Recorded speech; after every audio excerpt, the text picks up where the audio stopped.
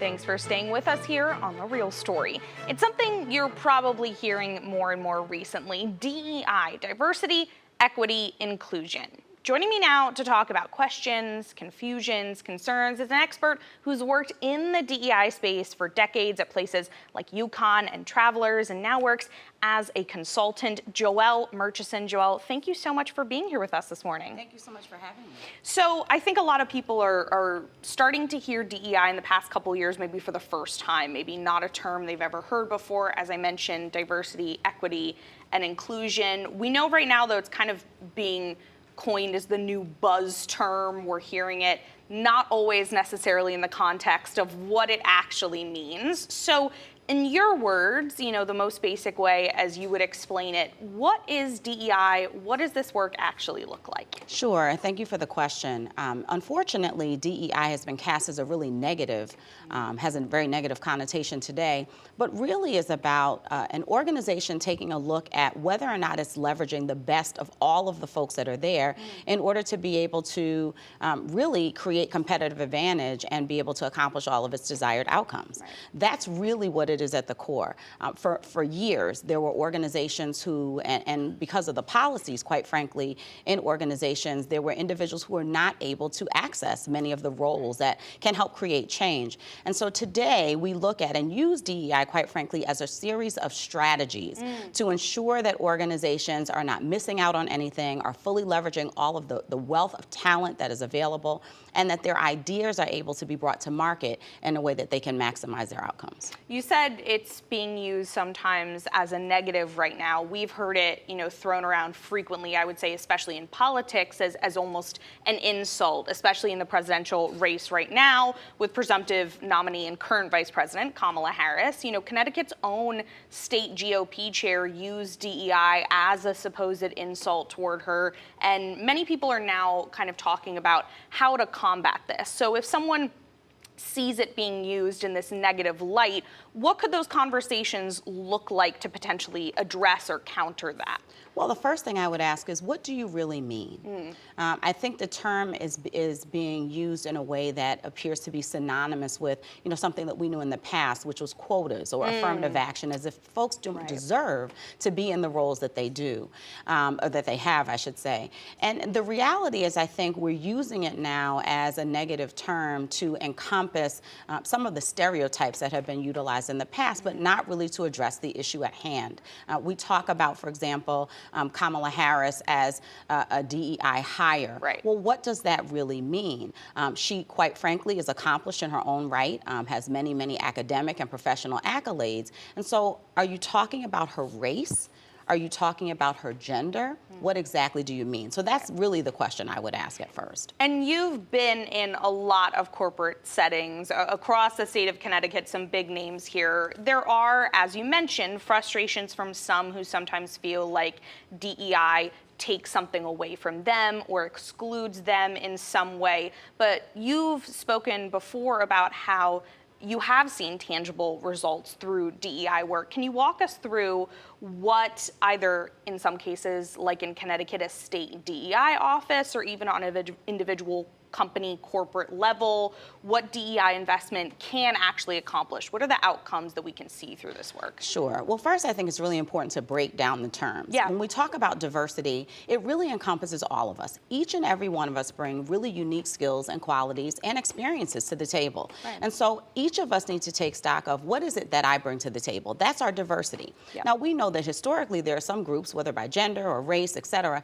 that have oftentimes been left out. Even religious groups have been left out of positions, sometimes by law, sometimes, certainly by practice. And so organizations have to take care to not only acknowledge that there are many, many perspectives and many, many dimensions of diversity at the table, but also that there are some historical challenges that we might have to overcome. So I think those are the things that are important. Most organizations will begin to do what you might consider an audit. Really take a look at who's here, who's at the table. What perspectives might we be missing by virtue of perhaps the fact that we're hiring individuals who we know right? Most of us as human beings like to work with people who are like us. And so sometimes that means that we don't always look at the full scope of possible individuals for a particular position. Right. So organizations start to look at that. Who's at the table? What might we be missing? As we look at our customers, are there things that our customers are demanding that perhaps we don't have folks who are making decisions about products and services who can weigh in on those things that our customers are looking for? So I think most organizations really look at it as a strategy to help them identify what might be missing, what barriers might exist, and how they might overcome them to, quite frankly, from a corporate perspective, to really respond to what the shareholders want, right, at the end of the day.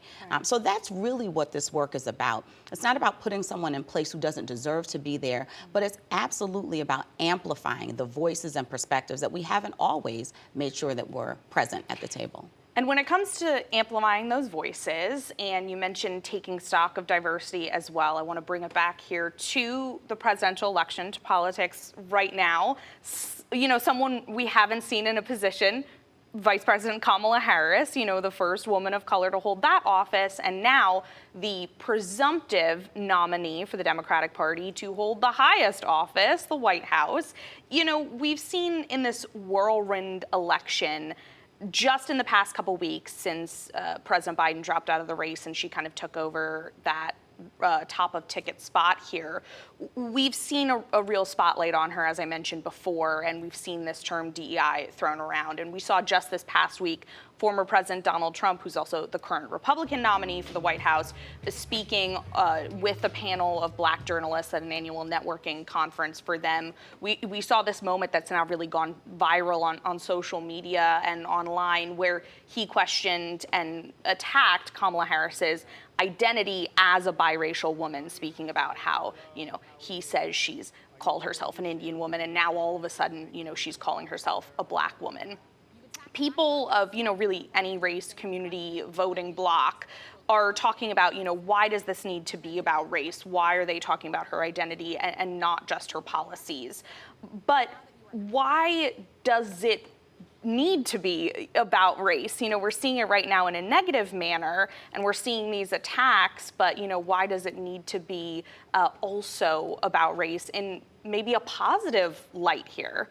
Well, you know, I think that we're very fortunate to have candidates who come to the table, whether at the national level or even the local level, who bring perspectives that haven't always been seen. Yeah. I think one of the wonderful things about Kamala Harris in her biracial identity as a Black woman, as an Asian woman, and having the beauty of bringing together two really wonderful cultures and her mother and her father's experiences, is that she can bring all of that to the table. Right. It also should act as demonstration to us that we can, in fact, work together across cultural, racial, and ethnic lines, that it is not impossible for people to have a moment where they can come together and really leverage the best of both worlds in her case. So yes, she should be lauded for the accomplishments that she's had, that she can be at this level of government and considered as a candidate for president, but certainly in her own right as a vice president today. But also, she, yes, is a woman, and yes, is a woman of African descent and of Asian descent. And so we celebrate that she can bring those skills to the table, or that experience and perspective. There are legions of young girls out there who look at her as a woman, never having experienced a woman in leadership in this country, who now might be able to say, I can be it because I can see it. Yeah. There are many, many young people, whether they be male or female, or non-binary, who are looking at her as a Black woman, her experiences at Howard University, being a member of a Divine Nine sorority, all of these connector points that can be made to her, where she talks about the foods and the culture that her mother made sure to instill in she and her sister. We can celebrate those things. In fact, that's really, if we get down to it, what we talk about America as, a place where individuals could come from other countries and find freedom and opportunity. She is, in fact, an incredible example of what we espouse as American ideals. This is an opportunity for us as a country to stand up and embrace that, and to celebrate the fact that this woman yes, of African and Asian descent, is in fact a candidate for the President of the United States. And really quickly, in our last couple seconds here, we know this conversation is obviously going to keep going. This is a facet of this race and this election cycle that people are going to continue to talk about. What should people know as, DEI stays part of the conversation? What should people know as they're heading to November and hearing people discuss this, whether in a negative or in a positive light? What do you want people to keep in mind? What I want people really to keep in mind is to learn about the candidates for who they are, what they've done, what they've accomplished, what challenges they've overcome, for example. And really, even as they engage with colleagues and friends, to really think about individuals and getting to know them.